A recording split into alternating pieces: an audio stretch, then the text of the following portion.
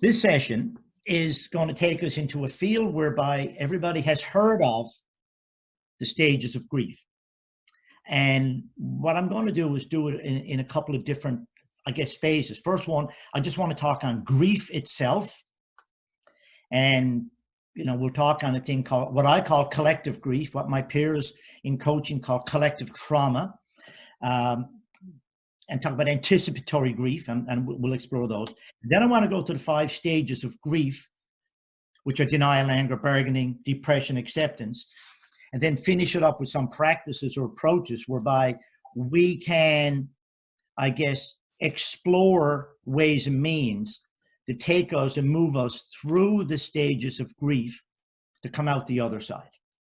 So let's talk on grief or grieving. And as I've said before, and it happens so often, we males tend to not be as in touch with our emotions as our females. And I don't mean that as a sexist statement, but it's just, we tend to be more hardwired on logic and not as wired as we should be on the emotional side. So some of the things I'm going to say, some of my male friends would say, no, that doesn't apply to me. But when they close their eyes and look inside, they will say, yes, they certainly do apply. So why would we grieve? Well, we grieve for loss. And we know that if somebody is diagnosed with a bad disease, a cancer, a terminal heart, any of the numerous diseases, and or someone close to you dies, you got a sense of loss. Something massive has been taken from you, and you will react to that. But what we're having here today, and for the past 5 weeks in a big way, is we have a loss of a whole bunch of things. We've got a loss of normalcy, a loss of connection, and we'll talk on that a bit more. We've got a loss of sense of safety, a loss of sense of freedom, a loss of ability to gather with our friends. We've got a loss of a predictable future, which we always thought we had, though we truly, truly did not. But as an assumption that we had, we felt that we were in control of our destiny. Really, we weren't. And this is an awakening moment whereby we come to realize that. So we also have a loss of our past experiences leading towards a future that we also thought we could have. Our roles in life have changed. Our routines have changed. Our journey has changed. The fork in the road, which I always talk about, when you come to a fork in the road, you must take it. We got a fork in the road now that nobody even saw coming at us, so we've been blindsided. We also have fear of the economic loss it can have to us. We got a fear of our work, fear for our families, fear of our shared future. And then in the interpersonal realm, we are all highly concerned and fearful about and for our parents, grandparents, children. I mentioned jobs or way of life, and a subject that Paula, who's on this line, hears me talk about every once in a while, is the fear of our own mortality. And I won't go down that wormhole because it gets to be too depressing, especially on a Friday of a great weekend we're all about to experience. But that has had a light shined on it like never before. Now, in a lot of times when we get grief, it's usually into a smaller cluster. Like 9/11 was massive, but it was massive for the United States focus, and then it spread out in concentric rings with less impact. This particular one, and this is why I'm referring to the term as collective grief, or the result of collective trauma or collective distress, is we, and I jokingly say 7.8 billion people, excluding the Republicans. So we all are experiencing as a society, all of us, collective grief. We understand that we are all in this together, whether we like it or not.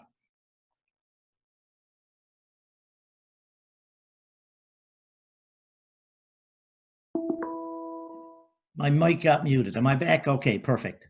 Sorry about that. So we're all into this as one person. We are all proven interconnected.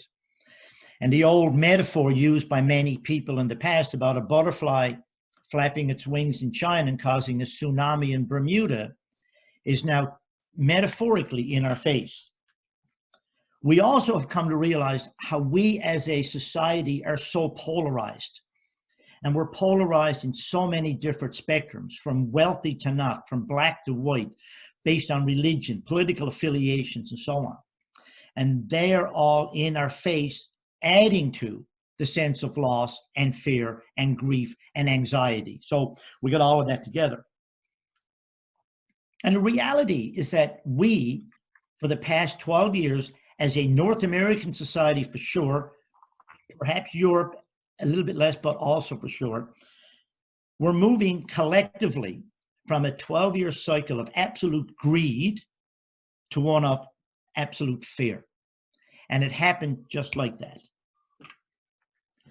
So there's another term I want us to come to have an awareness to before I move us into the 5 stages. And that's a term called anticipatory grief. And anticipatory grief, I've covered and touched on it, is tied into moving ourselves out of the present. And so important for us all to realize that being present, by and large, most of us are safe at this exact moment in time. What we tend to do is we tend to bring ourselves back in time, or we try to forecast out in time. And based upon the expectations of the future or the thoughts of the past, we create ourselves an emotional reaction that had we stayed in the present, we would not. So examples of anticipatory grief is an uncertainty about the future. We're looking ahead on health, social interactions, career, what's going on with the economy, where we're going to be. And what happens is we put our mind out into the future, thinking the worst, not thinking the best. We are all thinking a storm is coming. There's something bad out there. And we generally, as human beings, project into the future from what we've seen in the past few weeks, negativity. So what happens is we're causing grief to ourselves for something that hasn't even happened yet. So we're compounding the grief, and we're doing it as 7.8 billion souls.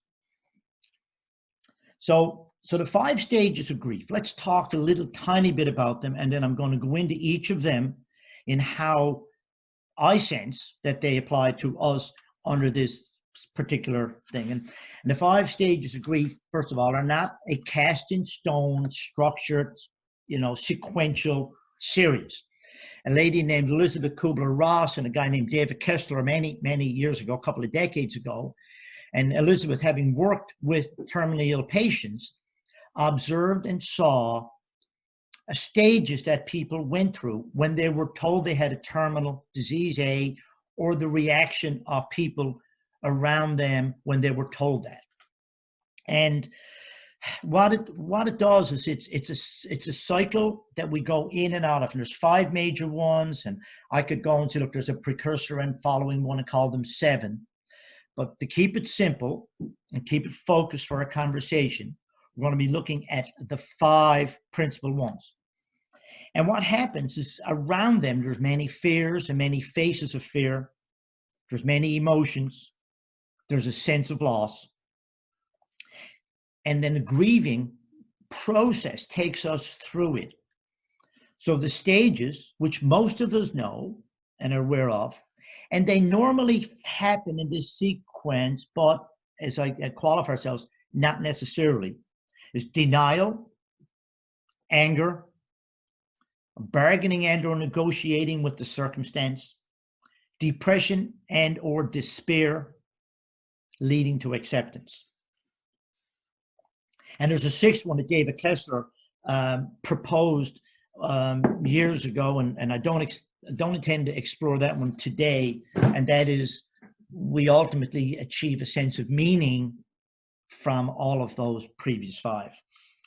So I want to explore them one by one. Then I'm going to talk on some one-liners and how to address them, and then let us have some conversation to see if it'll help open up and I guess expose our own sense of these emotions, which then will give us the ability to empower ourselves through them. And I think I've said in the past 2 sessions, and I'll say in this session, and I'll keep saying every session, a lot of times emotions that give us challenge, once named, get addressed. Once named, we can empower them to move through us and learn from them and not be trapped in the emotion. Okay, so the idea of all of our emotions is to accept them, understand we are not the emotion, we own the emotion, but let's experience it, lean into it, understand it, learn from it, transcend it, and move on. So the first piece of what we're going through is denial. And I guess that the epitome, the poster child for denial was President Trump. Totally, absolutely. It's all a media hoax. Many people believe that. It's out there, not here. It's in Wuhan, it's not in St. John's, Newfoundland. We move it away from our own reality. It's the same as the flu. It's all overblown. It's a circus out there. People don't know what they're talking about. I'm not old and I have no pre-existing conditions. Doesn't affect me.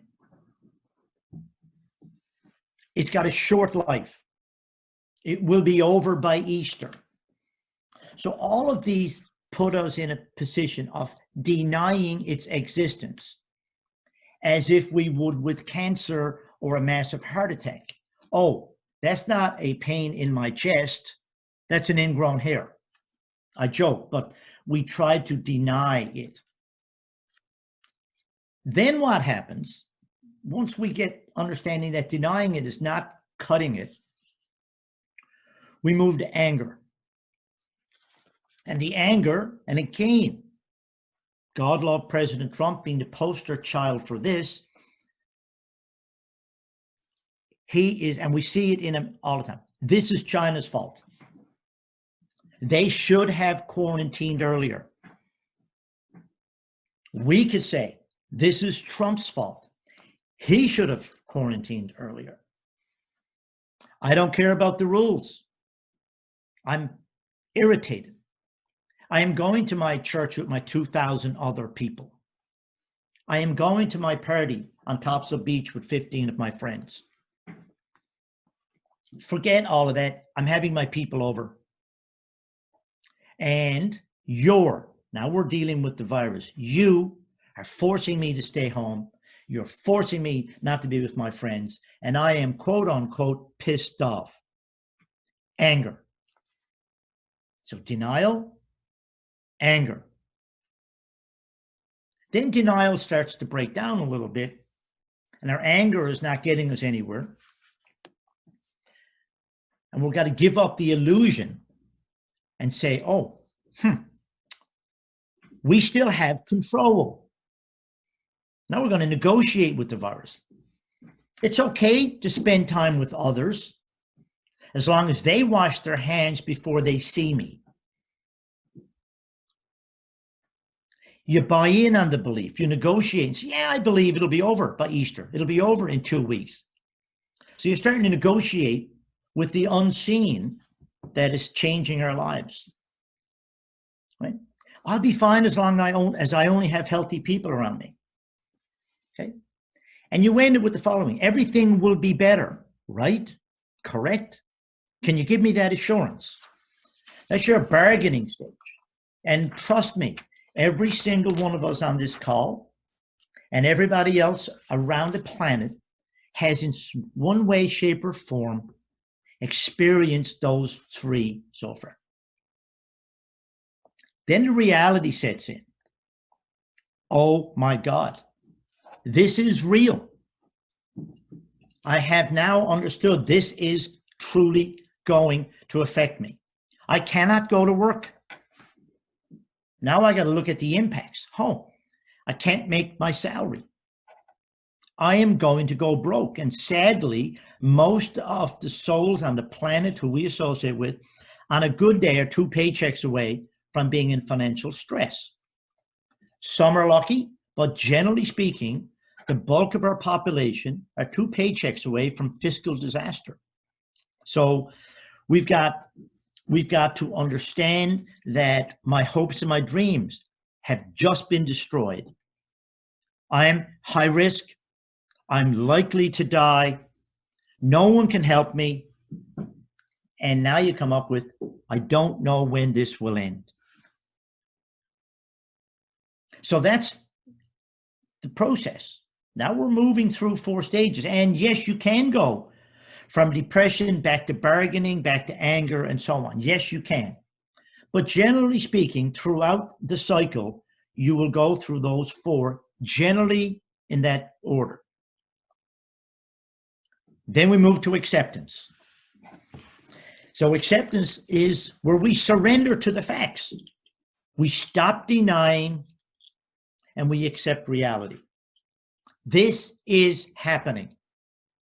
And for people who moved into this is happening earlier, they will have done a lot more of social distancing and isolating and restructuring their lives based upon that acceptance factor.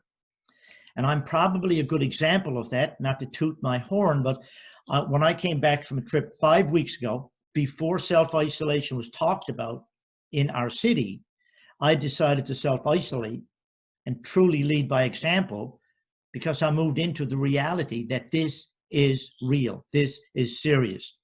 So you understand in acceptance that I cannot control the pandemic. I can control my piece of it. I can choose to stay and shelter in place. I can wash my hands. And one thing about me, I will stay positive. I have the ability to control that by accepting my fears, leaning into them, dealing with them, processing them, and coming out bigger, better, stronger. I can work from home. Simple. Now, not all can. Wayne Purchase on the line here has a contract that we've let where these men have to work. They got to, put walls up, put electrical systems in. They have to work. And all we can do, Wayne and I, is ensure that they have an extraordinarily safe environment to work in, because that keeps them employed and their company going.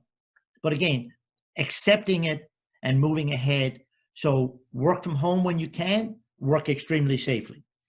I can still connect with my friends and family. It's my choice how I want to do it and how often. The reality is that we probably are more connected today than we were before, though not physically. The reality is that the time is there for us to do it. A technology like we're on here, which is Zoom or Skype or FaceTime, or there's dozens of them, are being used by people to share a glass of wine or to share baby pictures. It's working to keep people together. The other acceptance piece that I'm coming to, and I'm inviting people to probably buy in on this, is to accept that the world is indeed changing, and maybe, just maybe, it'll be a nicer, kinder place where we will be more aware of each other's person and not so much their place in business or their status in business. That would be more aware of the person, of their feelings, of their senses. And I've accepted one thing, absolutely, because I see it everywhere, is everybody I know is truly stocking up on compassion.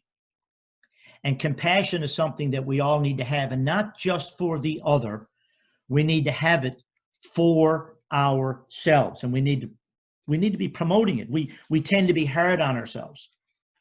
So denial, anger, bargaining and negotiating with this virus, going through despair or depression, and take them positively. Not that we're going to be a depressed person forever. We go through a depressed place and space, and acceptance.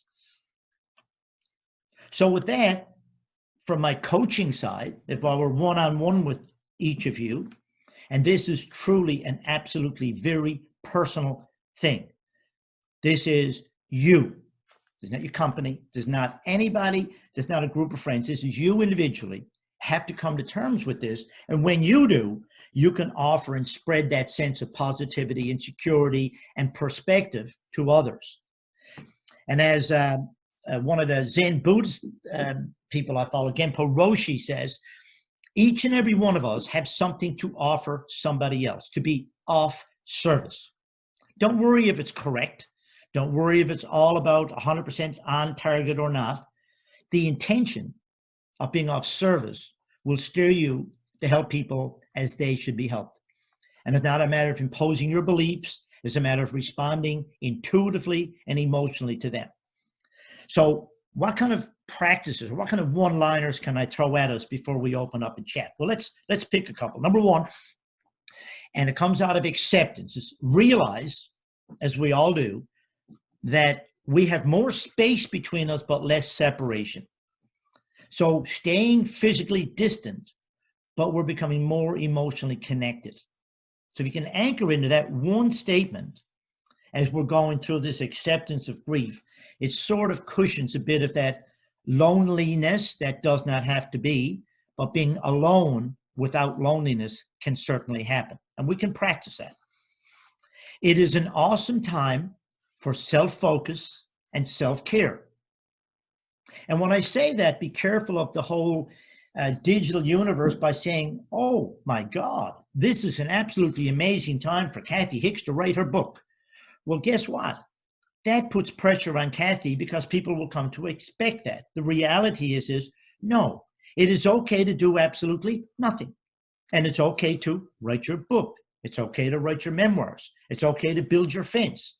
But don't take it as an obligation. It's okay for self-focus, self-care, and do what you feel is good for you at this moment in time. It provides us with more time for family. Some of these are positive benefits. More time with your family, more time with your friends. The most important thing, and I've got a big list here, but this one is going to come up over and over and over again, and that's presence. That's being in the moment, because it is truly the only place we can be. So mindfulness practices are essential. And as we did in session 2, quietening that monkey brain is essential. And you learn how to anchor yourself in the present moment. And watch what I'm about to do. I'm going to invite each of you, and I don't even see a blink about this. Feel your feet on the floor. Just simply feel your feet on the floor. It's, oh, my feet are on the floor. Cool. Feel my butt in the chair. Wow. Yeah, okay. Yeah, I got that. I'm aware that Charlie Oliver's speaking to me. Okay. I'm aware of the sensations of my feet and my butt. I'm breathing. Guess what? You've just entered the present moment. That's how simple it is. So when you get people giving you all complicated approaches to be now, to be in the present, to be mindful, it is simply being that. And as I was doing that with you for that 15 to 18 seconds, there was no other thought in your mind, because what happened is you focused in the moment. Be careful. And we've covered this in the first session and the second session. I'm going to say it again. Be careful with where, why, and how much news you take in. Limit the bad news. Reduce toxicity. You have the ability to do this. So we're having this conversation here this morning, and we're talking about some things that are not so pleasant, but we're moving ourselves through them to being pleasant. We don't want to be engaging in negative conversations that are focused on anticipatory grief that may or may not happen unless we can do something to control it. But if we cannot control it, let it go and come back into the present moment. So coming from that is to maintain your social connections with positive people. We don't need to surround ourselves with negative people when there is enough negativity being thrown at us from the circumstances on the planet today. It's okay to let go. It's okay to unplug. It's okay to just be to yourself. It is okay to let go consciously at any moment in time. And let go is, if you have a fear, into it, experience it, cry, experience it all, let it go. It's okay to sit back, as I said, and do absolutely nothing. Likewise, it's also okay to feel overwhelmed, because when you feel overwhelmed, you are allowing a range of thoughts to come into you, and you are permitting that to happen. Remember, you are giving your thoughts permission to come into your brain, but it's okay. But remember that if you promote compassion and kindness to yourself as well as others, you'll find that that will be a very healing process. So when you feel overwhelmed, be with it for a moment in time. You own it. It does not own you.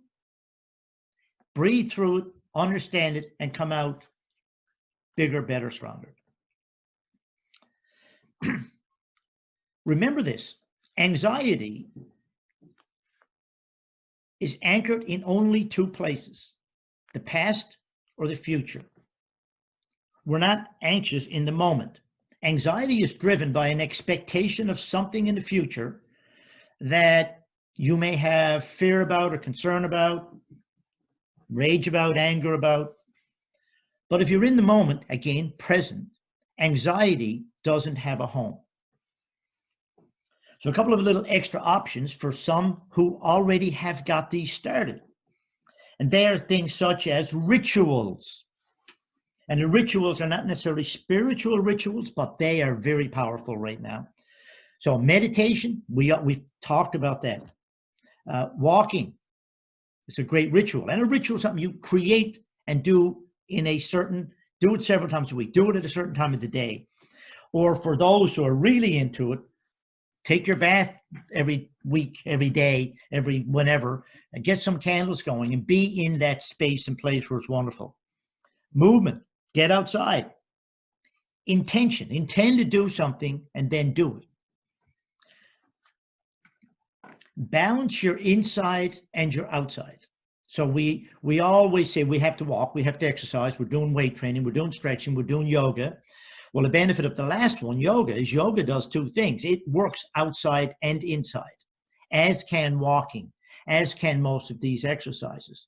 But focus on what's happening in yourself, inside your emotions, inside your mind, as well as the externals. Both together will make you balanced and healthier. Simple things: appreciate beauty. And whether that's the ice disappearing on the pond, and or hopefully soon we'll see some leaves coming on the trees, it'll be great.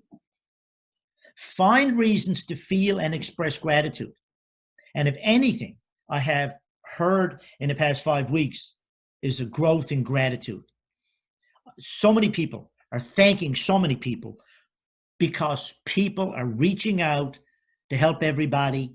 And isn't that an absolutely magical thing to see happening? So, let me end it with the piece about ourselves, is to make sure that we show compassion and patience and empathy to everybody, and equally so to ourselves.